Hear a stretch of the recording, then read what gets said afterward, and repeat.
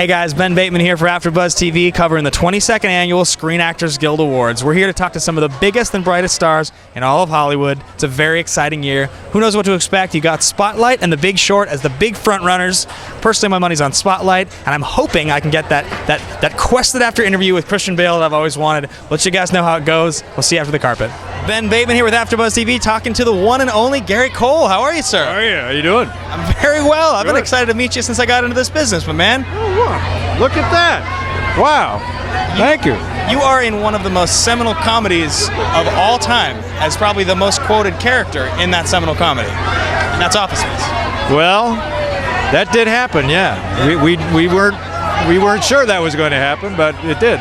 It's like on the same list as like Dumb and Dumber, Tommy Boy, the ones that you can quote a line at a party, everyone will laugh, and no one's like, "Oh, I'm over that movie."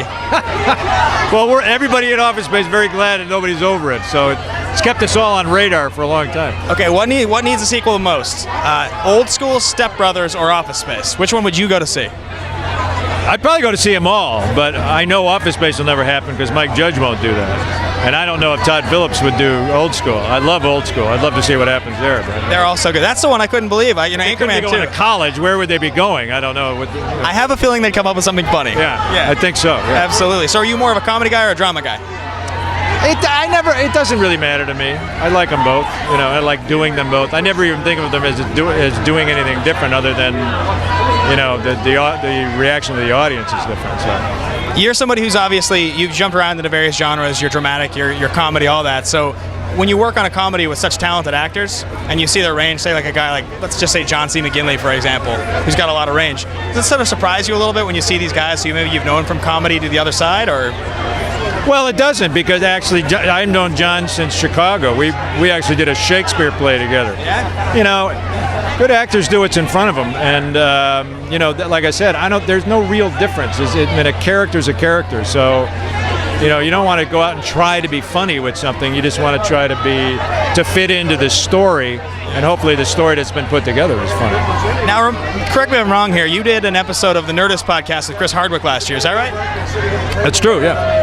I want to do long form. That's my goal in life. And I found your interview to be very inspirational. Listen to the whole thing. To be honest with you, I've only watched a bit of Veep, but it made me want to watch the rest of it, and I believe I will at some point. Oh, great. That's good. Yeah. Chris, he's a really great interviewer, and he's a funny guy, and you know, I hopefully will see him like taking over one of those spots, you know, one of these decades from Colbert or for Jimmy Fallon. I think that's in the cards for him. That's like the ultimate goal. I asked him at a show, you know, how do you get people to pay you to talk about anything you want? He's like, just keep doing it. No, he's a funny guy, good interviewer, rolls with it, and he's got his own stuff. It's great on his feet, and you know, I hope the best happens for him. Sir, you've won. I think you might have the best hair of anybody here.